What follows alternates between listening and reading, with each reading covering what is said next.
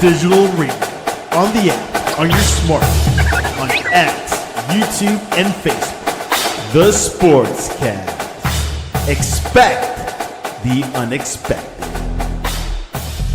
The Donut Bag presented by The Sportscast.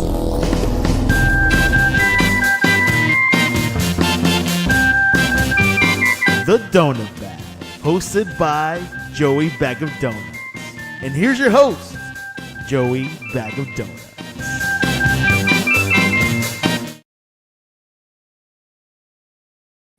Hello, ho, ho, ho. It is a very merry time in Pittsburgh because the Steelers are never going to lose again. They look awesome. Welcome to the Donut Bag Podcast, part of the Sportscast Network. If you want to, as you can see, I am flying solo tonight. If you want to join in on the conversation, feel free. Go to youtube.com / Joey Bag of Donuts VN7F. Or I believe you could also reply on Twitter. And yeah, let's join in on the conversation. Steelers 28, Dolphins 15. Boy, this was just fun. It was just fun. A lot of the games in the past, like let's say 3 or 4 years, have been painful to watch because we have lousy quarterbacks, or the team just sucks, or whatever's going on, or it's just even when they win, it wasn't very exciting. It was nerve-wracking, and you just get so angry, and it's like, why am I doing this? And games like last night are why I'm a fan. I can't speak for anyone else. It was just fun. It was just fun. It was nice to have a game that was in the bag and didn't have to worry about it, even though the Dolphins, I don't want to say try to make it a game because they just flat out gave up, but still, they sort of kept it close toward the end. So let's talk about before the game. Oh, come on. Do not do this show for 10 seconds crap. Before the game, there was a very significant development in the week before the game, and oh my God, stop disappearing, Banner. Before the game, the very significant thing is TJ Watt got taken out by his own team. I don't know what the deal with that is. What the deal with that was. Do we even know what happened? But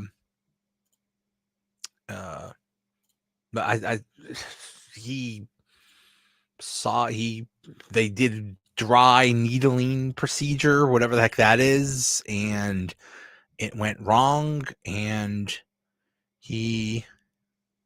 what is going on? Boy, I am all kinds of a mess with these banners. And why are we showing? Oh, I'm just gonna, you know what? Maybe we won't have banners. This is what happens. I'm just going to. So what the heck happened with that TJ Watt thing? Nobody wants to say. Nobody wants to say, but it's clearly somebody screwed up because they punctured a lung and he ended up in the hospital. What the hell was that? Well, I want answers. I mean, that's ridiculous. They almost, I mean, the Steelers record. Oh my goodness, with these banners. The Steelers record without TJ Watt before was like 1-11 or something like that. And I get it that people said, well, they're better equipped to handle losing TJ Watt now because they have Herbig and Jack Sawyer, the modern day Warrior, and so they have quality depth because the people they were bringing out behind TJ Watt in the past were like that Tuska dude and that other, like a bunch of scrubs basically. So they said that we were a little bit better equipped for that, but still, that is a big deal. Another big deal was that Harmon was was possibly not going to play, and he ended up not playing. And he is a major run stuffer. So we thought, and the Dolphins have basically they started off bad, and then they won 4 in a row, and that was basically on the strength of their running game.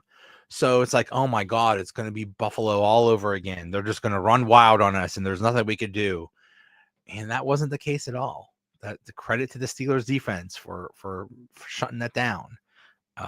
So kudos to the Steelers defense. Oh, the other big headline before the game was the temperature, the weather.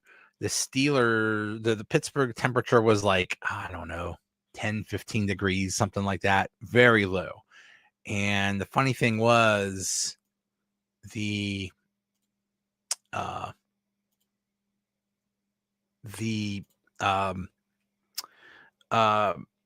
Dolphins and Tua are like 0 in a million when the temperature is below 40 degrees. Well, the temperature was way below 40 degrees. I mean, the difference between 10 and 40 degrees is huge, especially, gosh, these past couple of days it's been extremely cold, and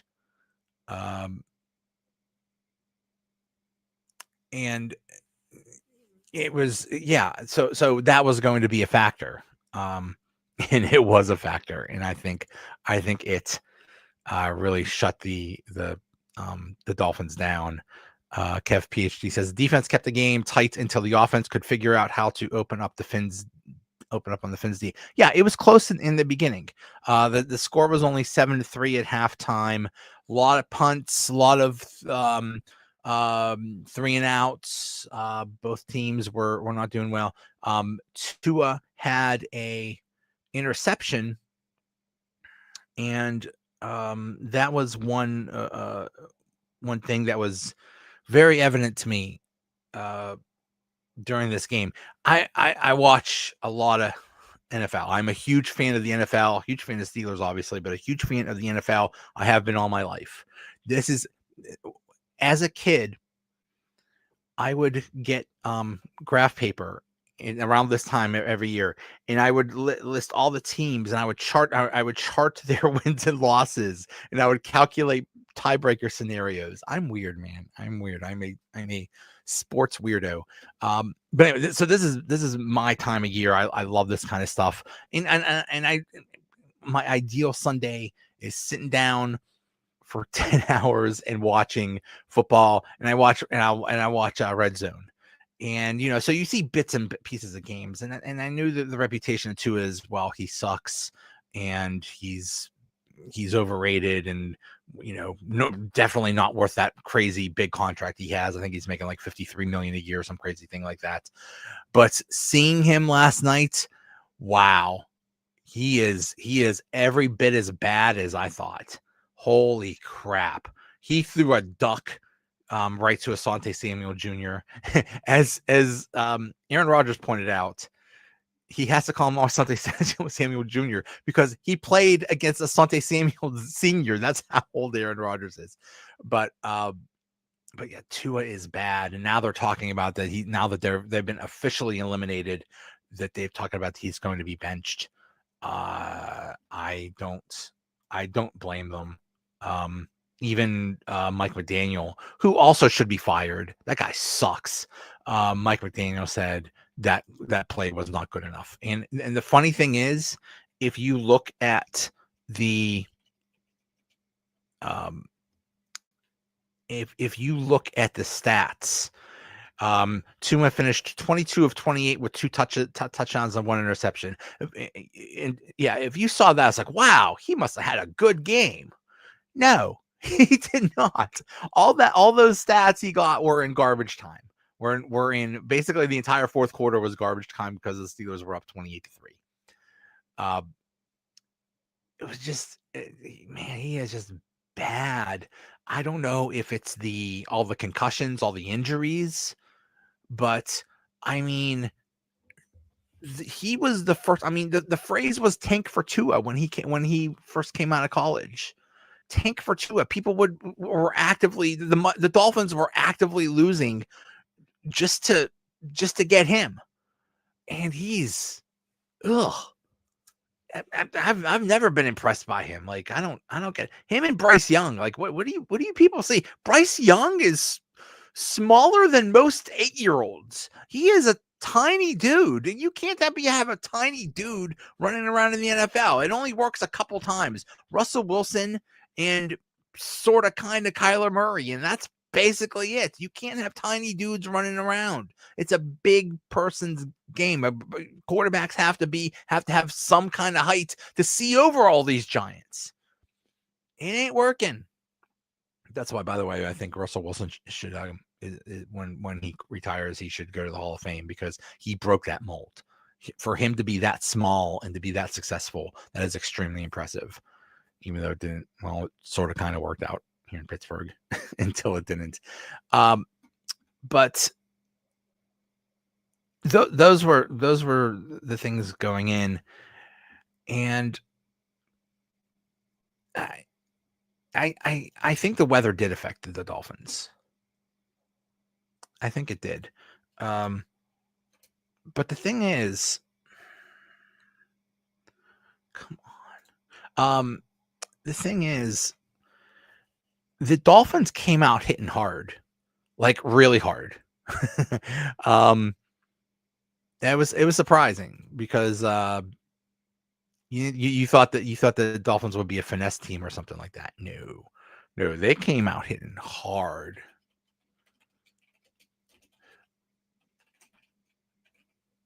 And okay, let's see if this banner works now.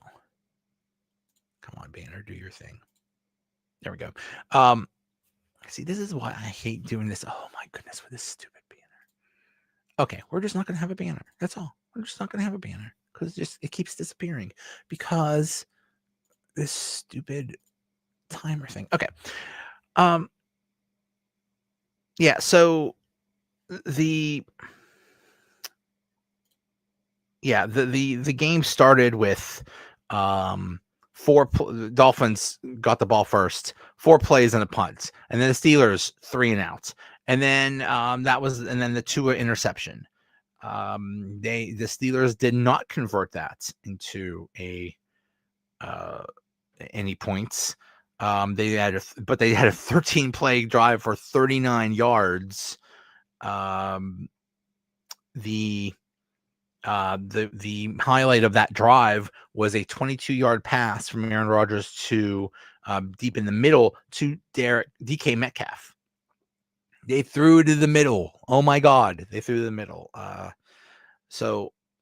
the drive stalled at the Miami 41, and the drive stalled. Okay, this was the drive where they were in field goal territory. They were at the Miami 33. And then Rodgers takes a sack and loses 9 yards and takes him out of field goal range. People were not happy about that. So they ended up punting, and the punt didn't go well. But the Dolphins didn't do anything with it. Another five-play drive for 15 yards and a punt. Steelers went 3 and out. The Dolphins had a 7-play drive of 33 yards. They were getting some success with running. Not a lot. They weren't running down the Steelers' throat, but they were getting some success. You got to credit Nick Herbig. He made some big plays. Alex Highsmith made some big plays. You got to credit the Steelers defense because they didn't, they gave up some yards rushing, but not a lot. So,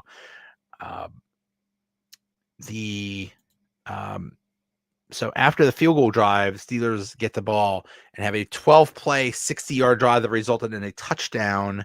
The big play here was so this is the drive that ended with the tush push, which I believe we're calling, because it's Pittsburgh, we're calling the Steel City shove. I like that. I've heard different things, but let's go with Steel City shove. Sure. So Connor Haywood come in. I still hate the play. I still hate the tush push. And I think it should be banned. I think it's still not football, but Steelers are getting pretty good at it. So maybe they should keep it. I don't know. We'll see. So the Steelers end the first half with a touchdown, and they get the ball back to start the second half. Now, similar thing happened in the Bills game, and then that was a complete disaster.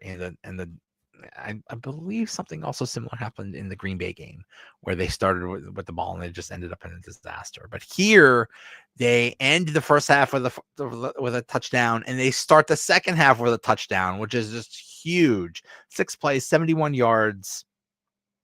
The big play was a Kenny Gainwell 38-yard run off the right tackle.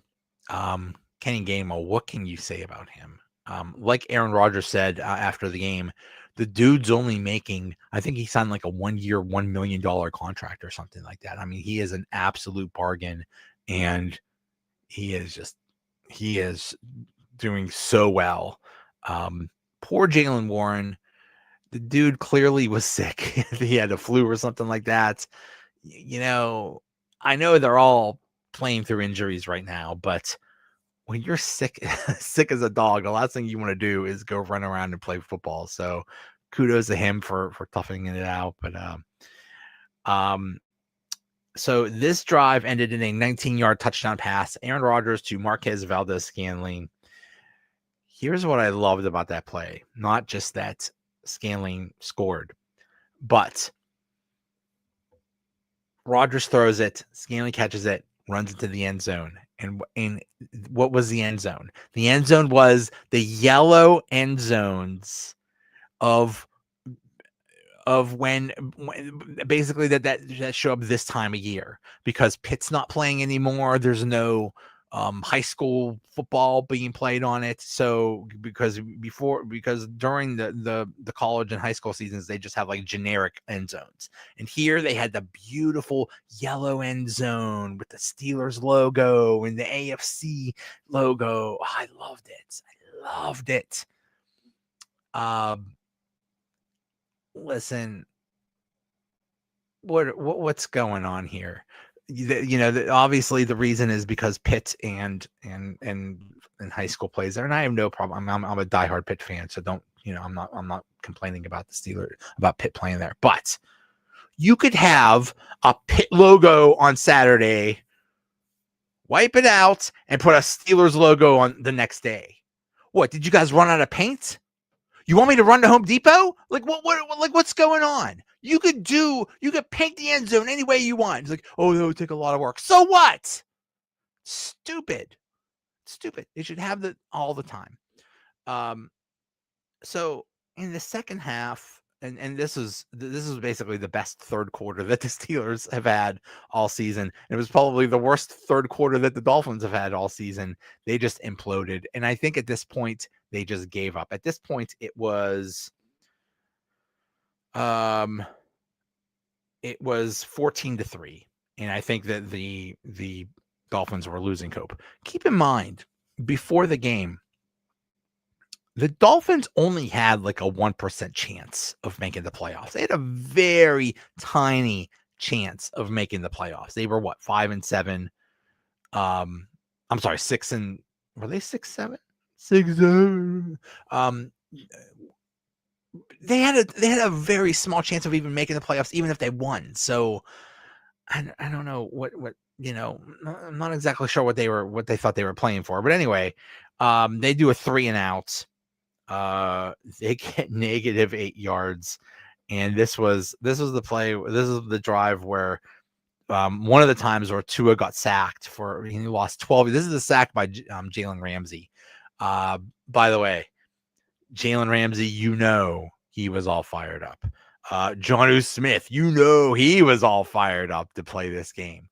Minkah Fitzpatrick, I'm sure he was fired up too. He got hurt at one point. And when he got hurt, a lot of the Steelers came over to check on him. And after the game, Mike Tomlin got a little emotional and basically said that what they think about Minkah, and that they basically say they love and respect him. And I thought that was so nice, because you never know how these things go. You never know when somebody gets traded, what's going on, what really happened. Was it a bad breakup or amicable or what? And it seems very amicable, and it seems like a lot of his former teammates still have a great deal of respect and really like him. So Minkah got hurt. They came over to check on him, and I think he was okay. But that was really cool to see that clearly they still care about him, and you don't see that all the time with former teammates. So that was really cool. The next drive is another touchdown by the Steelers. Was this the play? This was the Aaron Rodgers 28-yard pass to DK Metcalf. This was the play. This will be one of the highlights of the year for the Steelers. Rodgers throws it to Metcalf at about, I don't know, like the 15-yard line. He catches it at the 15-yard line or something like that. And it was actually Minkah. Minkah throws Minkah aside. A couple other people try to come after him, and he just pushes them aside because he's a hulking maniac, and he runs into the end zone. It was an incredible play. It's the reason you get someone like a DK Metcalf. He is clearly the strongest wide receiver in the league. There's nobody. DK Metcalf, he's just his muscles have muscles. That's how strong this guy is. So such a cool play, and now it is 21-3. Dolphins have another 3 and outs with another sack. Tua he just sucks. Good Lord. Steelers do yet another touchdown. This was capped by the okay, so it was a 14-yard touchdown run by Jonnu Smith. And so technically, I mean, yes, Smith lined up at running back eventually, but it was basically, I guess they had 5 wides or two wide receivers, three. I don't know, but anyway, one of the tight ends became a running back, and he ran it for a touchdown. So that is the Arthur Smith wet dream right there. That is his dream is to do something like that. He loves having tight ends be running backs, and running backs be wide receivers, and wide receivers be tackles. I don't know. He loves that position flexibility. He loves changing things up like that. So this is clearly an Arthur Smith thing. So now it's 28-3. And the only team that loses that would lose a 28-3 is the Atlanta Falcons in the Super Bowl against the Patriots. There was no way the Steelers were losing this. The Dolphins score touchdown, 6 plays, 65 yards, taking up 320. At this point, it was garbage time. But the weird thing is, yes, they're down 28-3. The Dolphins. They gave up. What point? So there was 13 minutes still left in the game when they were down 28-3. It is possible to score 25 points. It's very difficult, but it's possible. Dolphins didn't care. They were not in any hurry to drive down the field. They were taking their sweet time. They would eat up the clock. It's like they didn't give a crap. It's like they gave up. They just absolutely gave up. I think that is disgusting. That's absolutely disgusting. Mike McDaniel, I think, he seems like a joke. The guy can't even talk. He just seems like a joke, and he should be fired. I'm not sure why they fired the GM instead of him, but he sucks. He's not a head coach. He's in the category of good offensive coordinator, not a good head coach, and he's basically done nothing with the Dolphins. I think they made the playoffs once or something like that. What we do, the Dolphins are a disaster. They're a disaster. The worst thing you could have is a quarterback that you pay a lot of money to that sucks. And that's exactly what the Dolphins have. So what are they going to do? I don't even think they could get rid of Tua for next year. Or if they do, they're going to have a massive cap hit. Great. Just a bad situation. So they score a touchdown. They fail on the 2-point conversion. It's 28-9. Steelers go 3 and out. The Steelers at this point they're just trying to eat the clock. So they're just doing run plays. They're not even trying. Dolphins score another touchdown, 9 plays to 86 yards, 450, taking up 451. Now it's 28-15. They missed a 2-point conversion yet again. At this point, there's I mean that drive, that touchdown drive took up almost 5 minutes. Like what are you doing? Why aren't you trying to hurry? And then for some reason toward the end, they called all their timeouts and like tried to, I don't know what they were doing. It was very weird. So a very, very convincing win by the Steelers. They've won 2 in a row. Things are looking good. They're in first place in the AFC North. And it all comes down to these next 3 games. And the next game for the Steelers is at Detroit. And I don't know about you, but I think everybody assumes this is going to be a loss. Detroit they are desperate. They are absolutely desperate. Are they even in the playoff? Are they even in the playoffs right now? I don't think they are. I'm going to check right now. But they're fighting for their lives. So they have everything to play for. So it's going to be tough.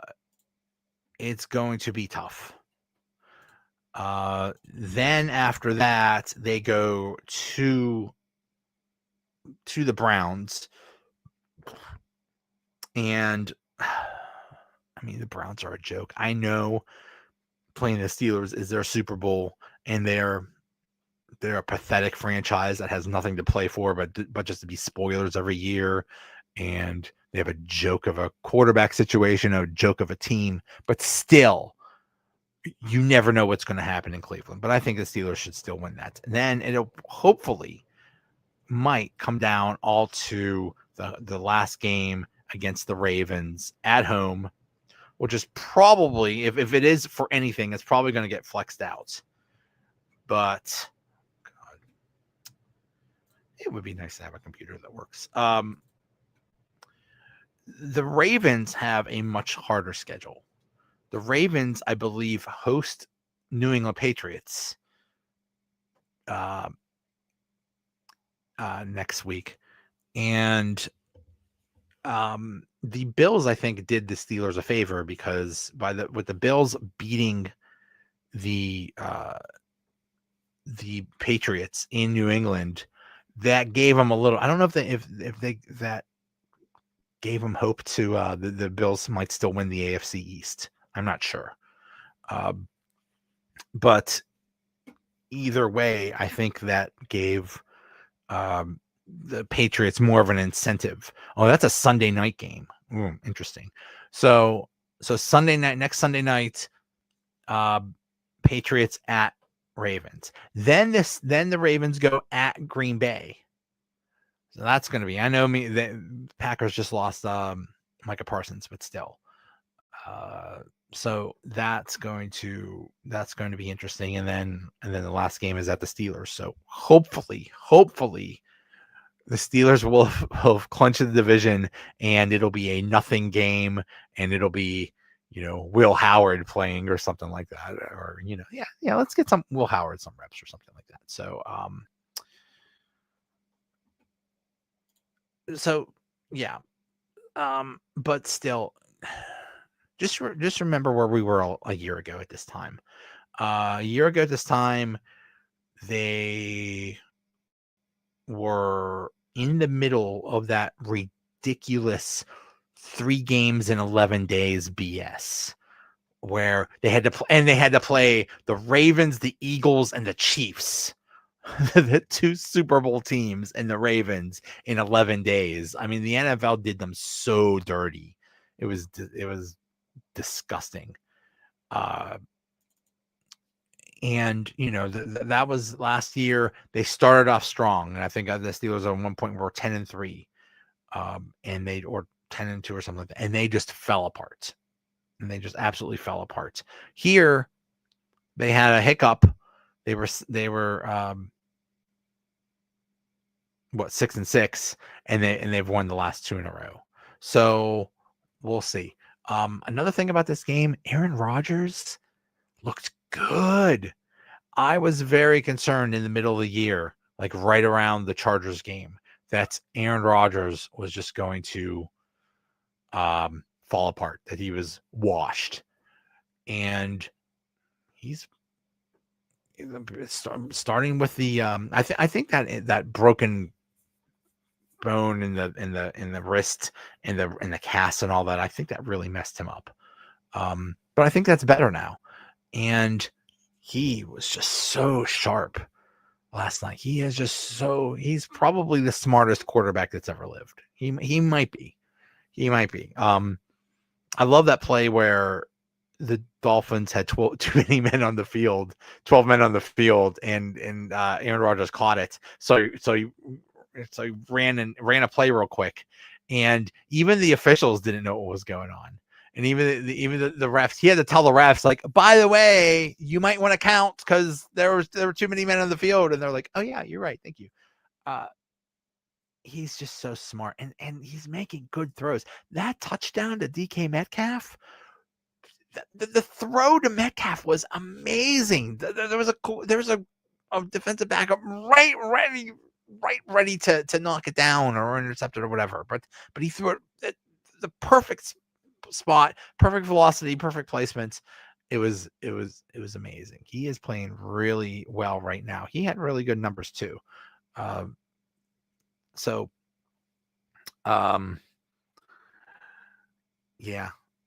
Right now, the Steelers are the 4 seed, and they would the Chargers would come here. Please. Between right now, the playoff teams are the Chargers, the Bills, and the Texans.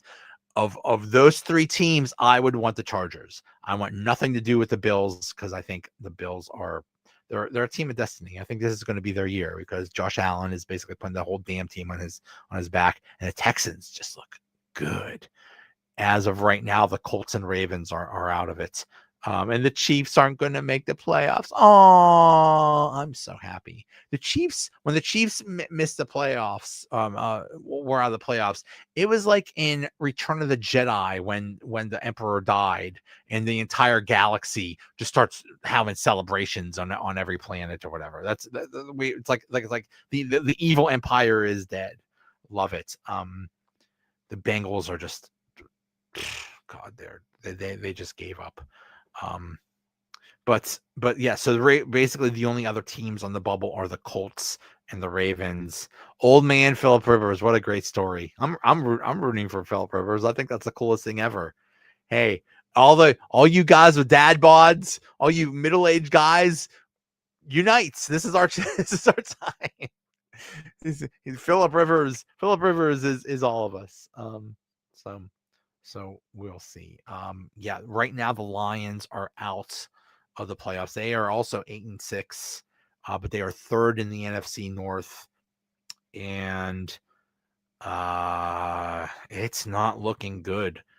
I mean, I don't know. I don't know what their path is to make the playoffs. They have a 40% chance of making the playoffs. Because the Bears are the number 2 seed. They are first in the NFC North with a 10-4 record. The Packers are the number 7 seed with a 9-4-1 record. The Lions are 3rd in the NFC North with an 8-6 record. So the Lions are going to have to win a lot. So they're very desperate to win this game, and they're a very good team. So I don't have a lot of faith in the Steelers winning this game, but you never know. You never know the way they're playing. You never know the way Aaron Rodgers is playing. Maybe he just keeps heating up. I think the addition of Marquez Valdes-Scantling and Adam Thielen has helped a lot, even though they're not putting up big numbers. Yes, Scantling did score a touchdown, but Thielen's not doing much, but he is helping in other ways. And it's just a better wide receiver group than with that bust Roman Wilson and whatever other schmuck that they put out there. You can't have too many small people. Calvin Austin, that's it. You're the only small person that's allowed to be wide receiver. That's it. You need some size there. So maybe they have some wide receivers on. We'll see. All right, that's it. Thanks for watching, and let's celebrate. This is awesome. I'm actually happy. This is supposed to be fun. So I'm glad we actually had a game that was fun, and that's nice. So yeah, we'll see. All right. Thanks. Bye.